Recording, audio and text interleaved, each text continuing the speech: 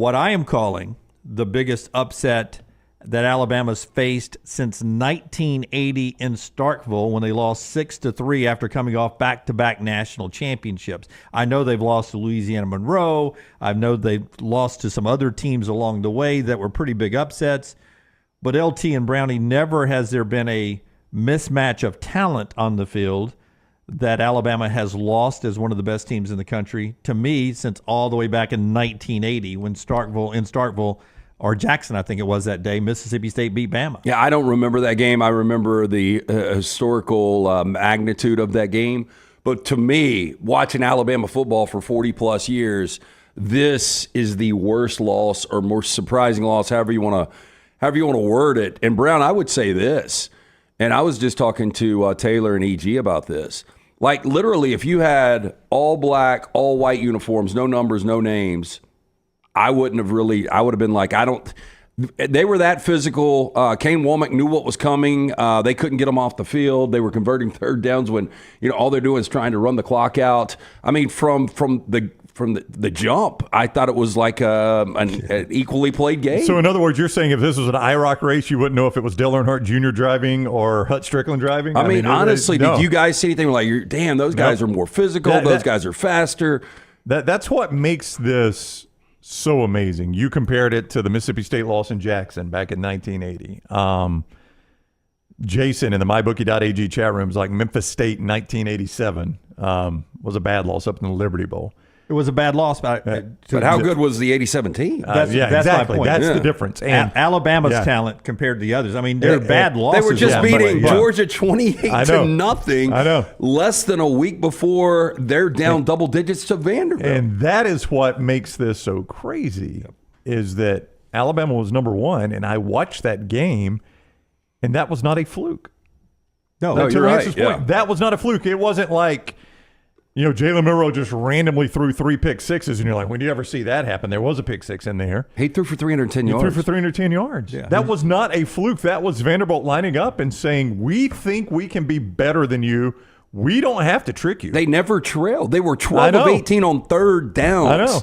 That is beyond embarrassing. And I can't, and look, and I got a lot of messages, as you guys can imagine, that Kalen DeBoer is not this guy. Yeah. Kalen DeBoer is the wrong guy. I don't know what you were thinking with Kalen DeBoer. Kalen DeBoer was playing for national championship when Nick Saban was watching on the couch. Kalen DeBoer can coach. There's an underlying problem, and I know we'll get to number 13 at the end of the game. One of the most embarrassing things. Like, this is one of the most, if not the most embarrassing loss. That is one of the most embarrassing individual acts that I have ever seen in college football. I am an old guy, but I am all for dancing after the touchdowns. Never bothers me. Dancing after a sack never bothers me.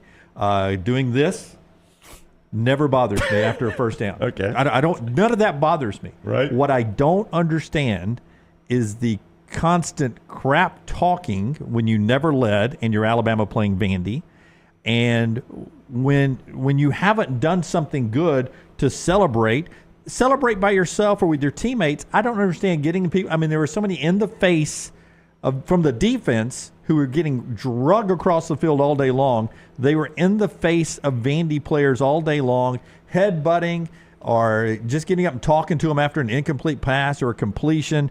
And then what Malachi did at the end, that's the part I don't understand. Again, I'm old, and you may say, Jim, you're just old.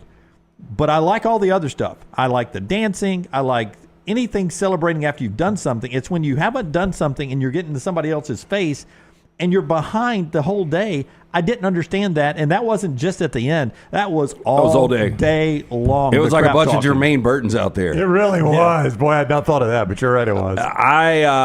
Here's the thing, man. I love Kalen DeBoer, but I don't care. If that situation, you are running the clock out, you're out of timeouts, the game's over. Physically walk out there, get reprimanded by the SEC, grab him by his face mask and drag him off. He never plays again, never plays again. Yeah, so what we're talking about is the video that you're just seeing here that he says he's playing. Substitution came in from Malachi, and the immaturity of kicking a ball, throwing your mouthpiece, the selfishness of showing up your teammates, the insubordination of shooing off your coaching staff. I mean, this is like, and this is, to me, if you're an Alabama fan, the loss is amazing, but maybe this is the root of the problem. Here's 18 coming to the game. Malachi looks at him and says, no, dude, get out. So 18 takes the captain's order and leaves, and there's Kane Womack all the way out to the 40 if you're listening to us on audio, telling him to come out of the game 3 times. He motions 3 times, he's denied, very biblical. And then Malachi walks to the end of the secondary there, and then he starts sliding into people. Game's over here, dude. That's what I tell the officials. Like, hey, we're not playing this snap. Yeah. 13's coming off the field. Yeah. I know I'm out of timeouts. Yeah. Now, Kalen DeBoer is going to be asked about this. Should be. In the postgame today, in the news conference at 12 noon, Womack will be asked about it at 11:45 in the news conference. But in the postgame, here is Kalen DeBoer being asked about the reaction from 13 on the field at the end. Yeah, he was much better when he got in the locker room. The guy pours everything into what he does, doesn't make it okay, and we want to, be first class in everything we do. And, there's a lot of guys that are really frustrated. So, I think the key is that, we turn that frustration into, positives moving forward and make sure we remember what we feel here tonight. And remember that tomorrow when we show up, and Tuesday and Wednesday, and all season long. And so Malachi, I'm 100% confident he will do that. He's, the frustration out there again comes from the work that he puts in, the belief he puts in. There's not a guy that, there's a couple guys that were critical from day one when I got here that put their foot down and believed in this place, and he's certainly one of them. And we are going to continue to believe in him, and he leaves it out on the football field, not just in every game, but every day when we're working out and practicing. He's very vocal. And we need him to continue to be that way. He was better when he got in the locker. He couldn't be any worse. He's got torched the locker room. Yeah.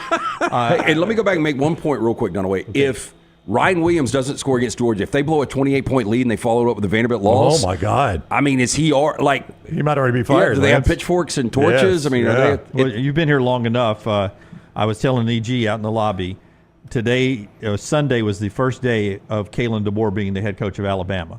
It was all honeymoon. That's right. Yep. Your first loss. Yep. It's like a 7-game series. Series doesn't start until somebody wins on somebody else's home floor. That's right. Yeah. Kalen DeBoer Sunday officially started getting a paycheck. That's right. As the Alabama head coach, because now he's got to deal with all the pressures of being the Alabama head coach. Listen, we can sit up here as 3 guys who didn't play the game and have reactions of the way we think it should be played. But Damian Harris won a national championship at Alabama. Damian Harris played for Nick Saban. Damian Harris understands what wearing the C, being a captain, means at Alabama. Last night, he's on the Until Saturday podcast from The Athletic. It's the college football podcast there. And Chris Vanini and company there talking to Damian Harris on what he saw with Malachi Moore at the end of the game and what it meant to the former players to see Malachi act like this. This is 2 minutes and 30 seconds long. But if you're an Alabama fan and you understand the difference between the locker room of yesteryear, not that long ago, and to what happened on Saturday, here's Damian Harris. Number 13, Malachi Moore. Now, brother, I don't know you, but I'm not trying to disrespect you. But what you did last night on that football field was complete and utter bullshit. You are a 2-time captain, somebody who has your hand and footprint at Denny Chimes. Well, how did you show up yesterday? The only thing I remember seeing from you is slamming the guy's head around unnecessarily, punching yourself, throwing your mouthpiece, kicking the foot in front, like not even in a way of like, okay, nobody's looking. Like, I'm bigger than the game. I'm bigger than the team. I'm bigger than this moment. Hey, everybody look at me. Look at how pissed off I am. Look at what I got to say about it. Let me pick up a ridiculous 15-yard penalty for literally no apparent reason. And you call yourself a 2-time captain? I can tell y'all what would have happened in the days that I was there.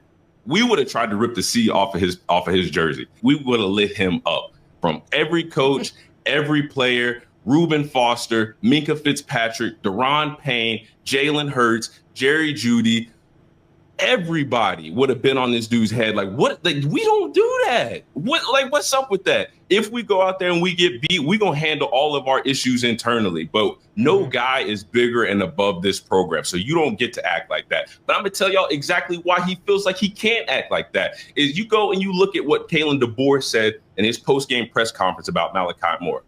oh, well, he's one of our guys and he's one of our leaders. And yeah, we expect him to use this and only bring positivity for the rest of the season. Man, damn that. What's up with that? Nick Saban would have said that? No, that's bullshit. That don't help you win games. That does not help you control the talent and the level of guys that you've never coached before, guys that you've never had experience with at a program that you don't have. You don't know what it takes to win these kind of games. And you just come in here trying to be everybody's buddy. You try to be everybody's friend. Well, what does that get you? That gets you beat against Vandy on the road. That pisses me off because I got some hardware. It's because I was somebody that did it. I was somebody that lived it. I was got two championship rings for those who are just listening. Mm-hmm. 2 natties, 3 SEC championships. I lived it. I lived by the code. I played the game the right way. I listened. I had somebody there in Nick Saban who put me in a position to be accountable for my performance, good or bad, to handle myself with respect and with class. And we're just not seeing that. So Alabama, what's up? Well said. Yeah, can't say it any better than that, can you? Yeah. Kalen DeBoer needs to take a look at that. You guys know I'm a huge DeBoer fan. I do. But in the offseason, we heard how different this regime was, and coaches with their feet on the table and the loud music, and it was night and day. And I said, that's all good. You can win multiple ways. I think we all said that. But the problem is when you don't win and what the optics look like coming out of that loss. Again, as Brown said, this wasn't flukish, and then you've got behavior on the field like you had from Malachi Moore. It is a combination for disaster. I did not think we would be 5 games in when Saban players started calling out Kalen DeBoer. That blows me away that we're here that quick. But how would Nick Saban have handled 13? That's the problem, Lance. It never would have happened under Nick Saban. It wouldn't have. You think Malachi Moore Nope. would have done that when Nick Saban standing on that sideline? Nope. Zero chance. But here's the whole thing. It really shouldn't matter if Nick Saban or Kalen DeBoer is standing on the sidelines. And maybe this is old school of me, and I know it is, and I'm an old man, so I'll own it. You're wearing the University of Alabama uniform. Do you know what comes with that? I mean, this is not some random-ass uniform you're wearing. This is the University of Alabama. This is the greatest college football program in the history of the game. This is NFL Hall of Famers and college football Hall of Famers and all pros that have come before you that have worn that uniform. There is an obligation that comes with wearing that uniform, and you would think of all people, Malachi Moore, who grew up in Trussville, Alabama, would understand that, and he clearly doesn't. Dunaway, I don't know. What do you think is the bigger deal? The fact that they lost to Vanderbilt? That's not the bigger deal. I don't think it is. No, the loss is the loss. Yeah. And in a 14 playoff, it would be bad. You still had a chance. In a 12-team playoff, everything's still in front of you. The loss is the loss. It's the perception, the image, and what potentially could happen down the road next week, 2 weeks, 5 weeks, 2 years, 3 years of the culture of the program if you get away from the championship culture you had under Nick Saban. Again, different ways to win. I say it again for the 5th time since the end of the game. I'm okay with the dancing and everything that goes with it after you've made a play. But all the bull crap stuff you do when you start poking your finger in somebody else's face, getting a penalty you shouldn't get on kicking the ball like we're in the backyard playing Nerf, that's the stuff that just doesn't resonate. I don't understand why you're doing that. That doesn't. You're not celebrating anything right there. You're just pointing out that you're getting your butt kicked. Well, you see it early when he's doing that. You're like, damn, does this coaching staff have control of this situation? And internally, what's going on? And then when they try to sub for him, you really see what's going on. See, that was the biggest issue to me. 100%. That shows he doesn't respect his coaches. That's 100%. Yeah, let's just say that Saban was head coach. And they went, and Saban tried to pull him out of the game. Oh, my God, are you kidding me? Yeah. But there would be a chalk outline in First Bank Stadium. Yeah. Now, he would have evaporated a guy. I don't want to do the rest of my career saying the way Saban would have done it. Inevitably, it's going to happen. But forget Saban. If Aaron Rodgers, they were going to substitute for Aaron Rodgers and he waved off his coaches, we would be talking about that on a Monday. If he said, no, I'm staying in the game. That's 100% would happen, by the way. Oh, it would. Yeah, but you're right. But we'd be talking about that. We would be like, Robert Saleh is cooked. Yeah. Robert Saleh may as well go in and quit because he is cooked as the Jets head coach. Yeah, you're substituting for LeBron James, and LeBron looks over and says, no, I'm not coming out. Right. We'd be talking about that. If Michael Jordan, the greatest of all time, if he was being substituted out, you'd go, Coach, why are you taking Michael Jordan out? But if Michael Jordan said, no, man, I'm staying out here, we'd be talking about that today. Do you remember how big a deal it was when Ed Oliver got his coat taken from Major Applewhite? Yeah. Yes. At Houston? Yeah, at Houston. Yeah, and that was like, this ain't Alabama we football. did like this a is Houston. segment or two in Birmingham, Alabama about that. Like, I don't think this is being talked about enough. I know there's so much coming out of the weekend and it's difficult. And I know guys like Trent Dilfer and Hugh Freeze and Josh Heupel are really thankful for these Alabama moments because it will get so deflected. Yeah. But I can't believe more national people aren't talking about this. Yeah, because you go kick the football. Yeah, that's a selfish act and stupid and just stupid and embarrassing to that Alabama uniform. Yeah, that is. The bigger concern for the South Carolina game and the road trip to Tennessee and LSU and the Iron Bowl is the fact that you've got a player that is entitled enough to stand on that field and wave off his defensive coordinator when he's trying to sub him out so he doesn't continue to make an ass of himself. That blows me away.